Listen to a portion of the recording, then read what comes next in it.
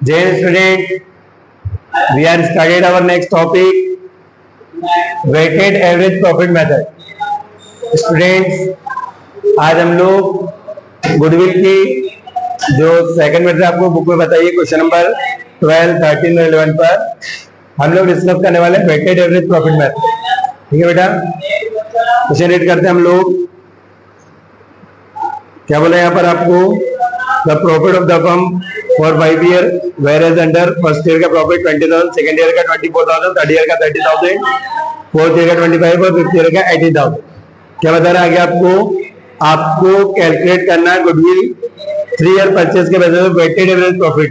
ठीक है, आगे बता रहे हैं जो वेट से आपके 1, 2, 3, 4, 5 है और प्रॉफिट बताया फर्स्ट, सेकंड, थर्ड, फोर्थ और फिफ्थ के।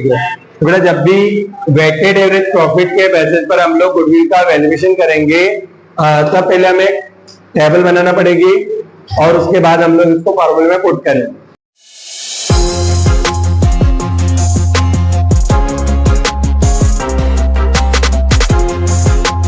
तो टेबल बनाने के लिए यहाँ पर आपको अगर ईयर बताते हैं हम लोग ईयर को मेंशन कर लेंगे और अगर 1, 2, 3, 4, 5 तो अगर सीरियल नंबर को हम लोग रिकॉर्ड कर लेंगे।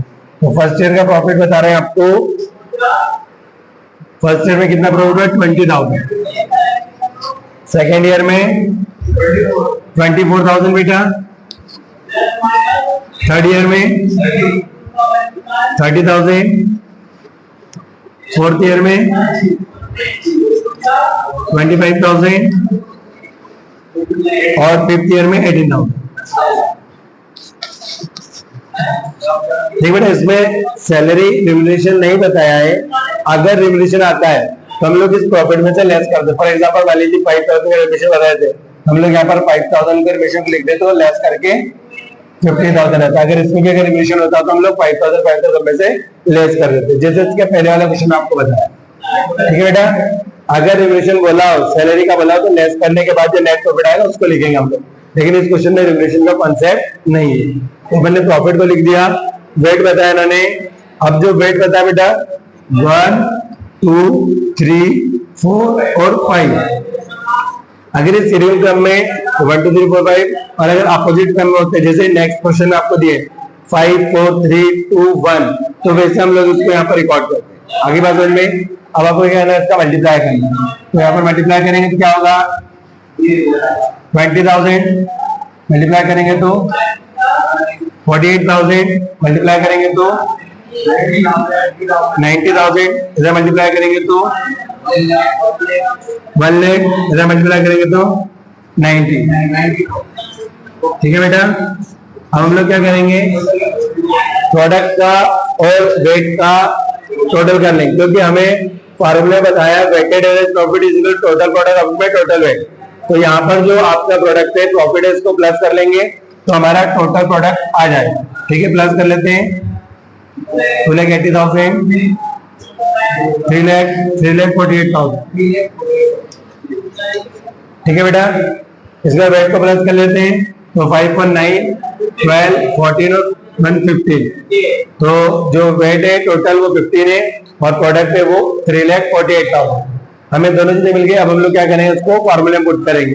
तो वेटेड एवरेज प्रॉफिट के बेसिस पर फॉर्मूला होता है total product upon total wait. यहाँ पर हमने लिखा 3,48,000 और टोटल वेट कितना है 15।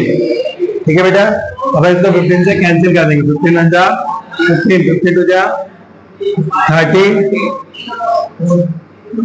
53 जा 45, अब 3 इधर आ गया 52 जा 30।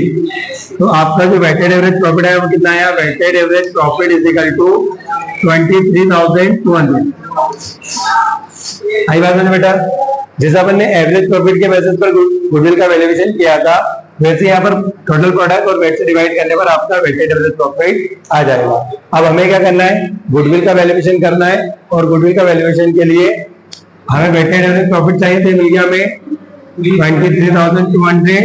अब परचेस ईयर 3 बताया। ठीक है बेटा, तो परचेस 3 का मल्टीप्लाई कर देंगे तो आंसर आ जाएगा 0, 0, 3 2 6, 3 3 9 और 3 2 6।